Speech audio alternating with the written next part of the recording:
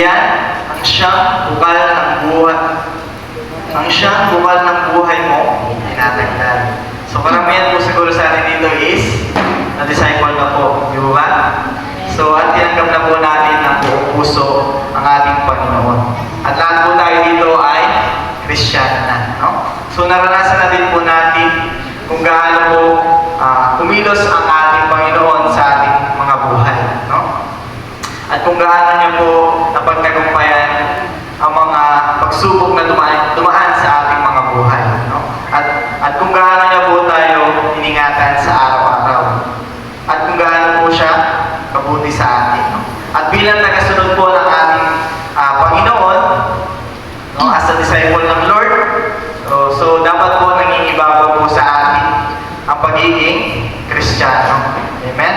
Amen. So ang ating po as a disciple po ng Lord, dapat ganun din po tayo, no? May mabuting puso din po tayo. Pusong matulungin, mabuting puso at pusong mapagkumbaba. So alam niyo po, ang pinakatinitignan ng ating Panginoong Diyos ay ang puso po natin. So kahit masipag po tayo sa mga gawain, masipag po tayo, no, sa ministry natin linggo-linggo, kung wala naman po sa puso natin yung mga ginagawa po natin, wala din, no? So gawin po natin ito ng bukal sa ating mga puso, no? Gawin po natin ito ng may bukal sa ating mga puso para po sa ating Panginoong Diyos. So, at this time po, minsan po sa puso po din tayo inaatake ng halaman, no? Diyan po niya inaatake ang mga anak ng Diyos sa puso po natin. So, nandyan po yung kung ano-ano po yung mga nilalagay niya sa puso po natin. Kaya po ng pride, inggit, at galit, no? So kaya kailangan po natin bantayan ang puso po natin sa lahat po ng pagkakataon. So kaya naman po ang pag-uusapan po natin sa gabi ito ay pinamagatan po ng Lord na how to guard your heart. So bakit nga po ba kailangan natin na i-guard yung puso po natin, no? Ba't kaya napaka-importante na maging aware tayo pagdating po sa puso po natin. So kaya nga po sabi sa main verse natin na ang puso mo ay ingatan mabuti at alagaan pagkat iyan ang siyang bukal ng buhay mo, tinatagdan. So malinaw na malinaw po sa verse na ito na kailangan daw po natin ingatan ang puso po natin, no? Dahil ito ang siyang bukal ng buhay po natin na tinatagdan. So Kuya CJ, no? Paano po kaya yung bantay na sinasabi dyan? No? Dapat ba bigyan ng password or kandado para hindi makapasok yung pagkaaway? So ganun po ba dapat? So hindi po. So meron lang po tayo tatlong paraan lamang na pag-aaralan ngayong araw na ito kung paano po natin i-guard yung puso po natin. No? So number 1 po ang maging babad sa presensya ng Diyos sa anumang oras.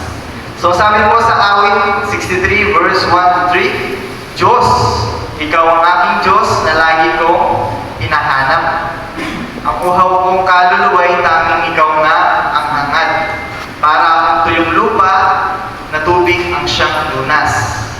No? Hayaan mo sa sanktuaryong ikay aking mapagmasdan at ang likas mong kalwalhatian at kapangyarihan.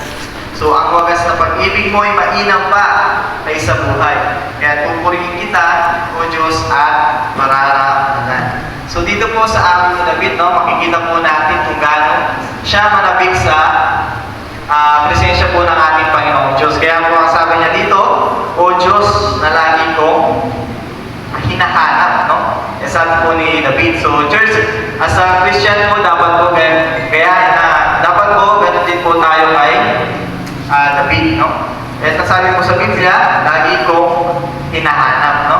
The way na, o the word na hinahanap, palagi kong hinahanap, hindi naman po sinabing hinahanap ko lang tuwing kailangan ko, no?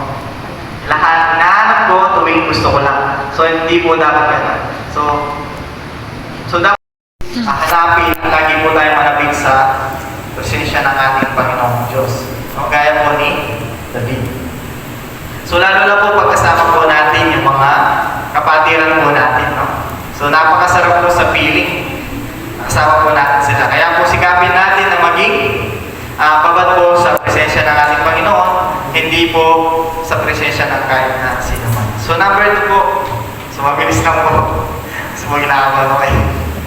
So, number 2 po, always pray. No? Palagi po tayo manalangin. So, napaka-importante po ng panalangin, no? Sa buhay po na isang mananampalataya o sa buhay po na isang Kristiyano, sapagkat dito po natin nakakausap ang ating Panginoon. No? Dito po natin hahayag yung mga saloobin natin or mga hiling natin sa ating Panginoong Diyos.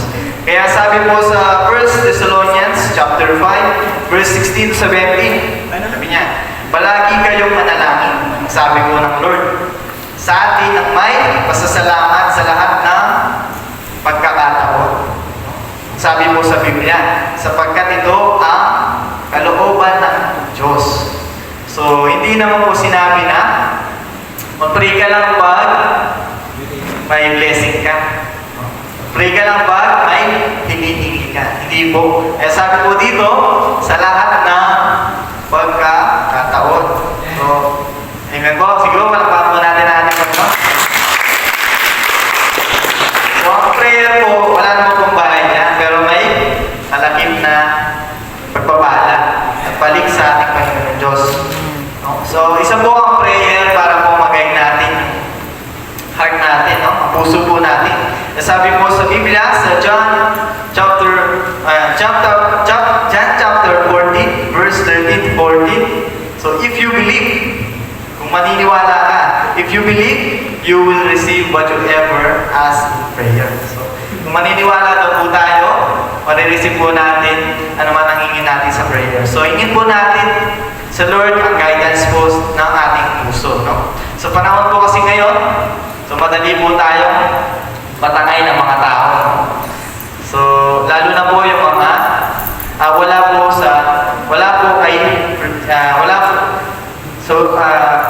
gaya po ng wala po kay Jesus Christ, no?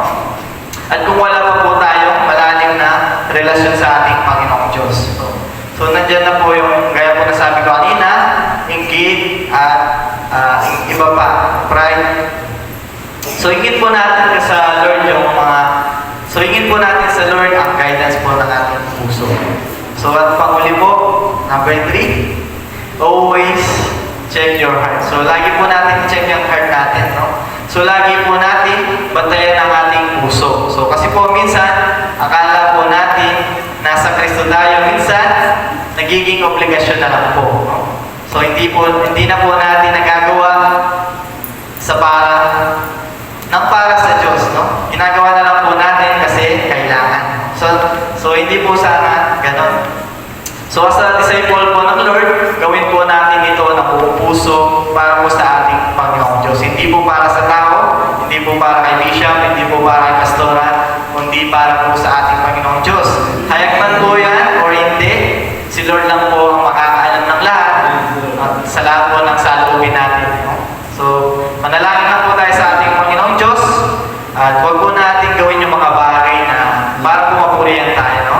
Sapagkat ang papuri po para lang po sa ating Panginoong Diyos. Yeah. So, kaya sabi nga po sa mga taga-Colosas chapter 3, verse 23, ano man ang inyong ginagawa, gawin ninyo ng buong puso sa parang sa Panginoon kayo'y naglilingkod at hindi sa tao. So, gawin po natin ang buong puso para po sa ating Panginoong Diyos na may pagpapakumbaba ng pusong marunong magpasakop at pagmamahal sa gawain ng Lord. No?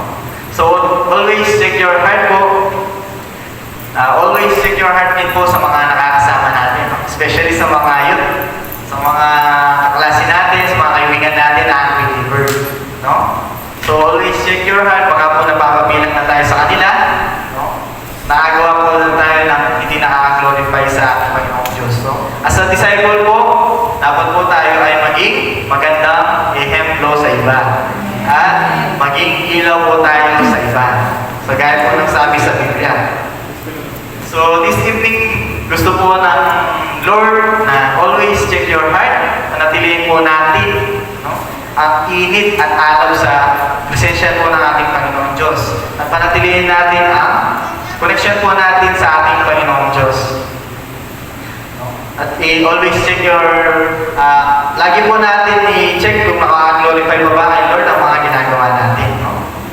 So, yan lang po ang gustong iparating na ating Panginoong Diyos.